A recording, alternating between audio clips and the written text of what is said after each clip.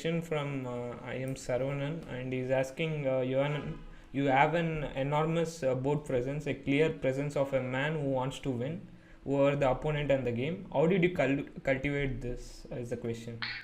Oh, I want to say hi to Saravanan. It's a great friend, and yeah, well, I do want to win games. I don't know if I exactly know where I cultivated it, but there are some things that happened consciously, some that happened, I would say, accidentally.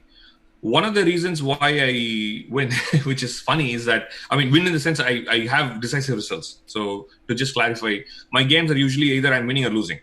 Right? There is always like that. Like my good friend Kiram, we would talk about it. It's like we have opposite styles. He would have 9 games and maybe like 7 draws or something like that, and we would have the same score, and I would have like 3 wins and 2 losses or something like that.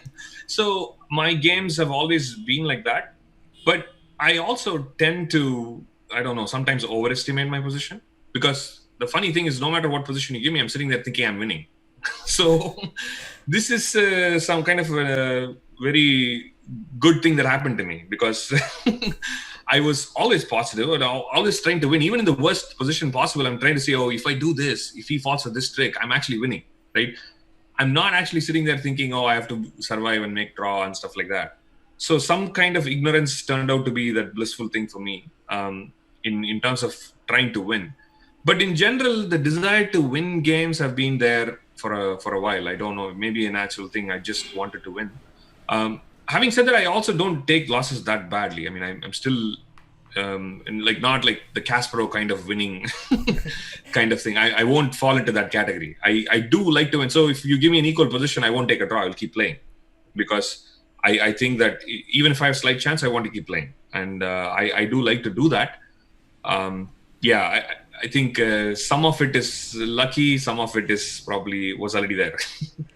Yeah, so let's say someone wants to develop this kind of optimism, and they want to develop this kind of desire to win. So what should they do? What should they be doing in order to develop this skill, or this kind of attitude? Interesting. So I just think it's more. I mean, there are two ways I have looked at the game. At least I've seen different perspectives, two different perspectives on the game. One is that students play to just win because they want to win the game, and the second thing is players play to because they want to enjoy the experience. Yeah, they want to learn and they want to enjoy the experience.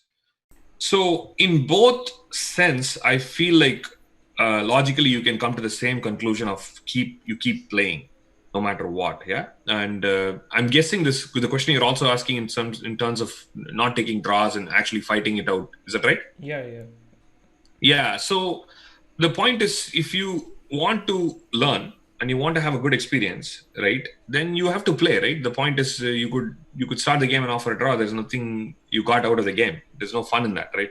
So to play all the way to the end is always taking a chance. You might lose the game, but you might win the game, and I feel that balance always seems natural to me. It seems like you have to take the chance, because otherwise you're missing out on an opportunity of that experience. And if you don't have that experience, you're not learning, right? So you ended a game and you got a draw and you got nothing going forward. In the bigger picture, that didn't seem to help. Or if you have the perspective, let's say, to really shoot for a win, you're the kind of person who does not like to lose at all, right? And you just want to win, then even then again, it makes the same sense, because I mean, those kind of players usually don't take the draws. I think they play more fighting chess and they do want to win, and hopefully they don't have that. But either way, so both the perspectives, you have to logically come to this conclusion that you have to play the game, you have to fight it out. yeah. There's no way around that. Sometimes I think the reason why this doesn't happen is because of fear. It's purely fear. Yeah, you have a chance to win, but you're also afraid of the chance that you might lose. That is something you have to plainly overcome. There is no way around it, because if you don't take a chance, I mean, it's like they say, I mean, if you don't show up to the battle, there's, I mean, you're then there's nothing. Yes, yes. You can't do it. Yeah, exactly. So generally, when you have this kind of attitude, we often, I mean, there is a possibility of losing as well. So generally, how did you deal with losing, or failures and so on? I was a little easygoing. I've been easygoing in my life in general. I think chess reflects, of course, how what our characteristics are in life. So I have always been a little easygoing. So I don't take results too much to heart. Of course, I mean, to some extent, everybody cares. Yeah, I mean, that threshold is there. I'm not going to go below that. I mean, nobody plays the game to lose, and we all hate losing, and that level is there for everyone. But my threshold is not too bad. I don't really. Maybe it'll bother me for a day, and after a day, I can move on and just get. Particularly if you're playing another game, I can generally move on. I can try to refocus and say, okay, what is over is over. And some very hard losses might come back and haunt me during the game. I'll be sitting and thinking about it, but I think that happens to everyone to some extent. And then you shut your thought out and say, wait, I have to focus on the other game. So that is has to be a conscious thing though, because sometimes I've noticed the biggest problem is during the same game. I'll be playing a game, I will do something, and I would have messed up a really good position, right? And that will be haunting me when I'm playing this particular part of the game, right? And that I found was the most difficult part to deal with usually. And luckily, I have, in general, I also have a reputation of doing this. I think like you keep fighting and keep pulling some random upsets from losing positions. So the part where you have to really refocus, I think, is very difficult.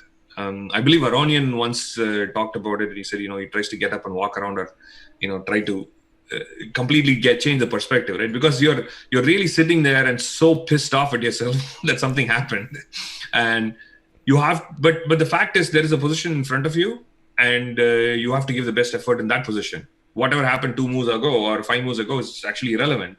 So it's very difficult, though. That part I think is very difficult during the game itself.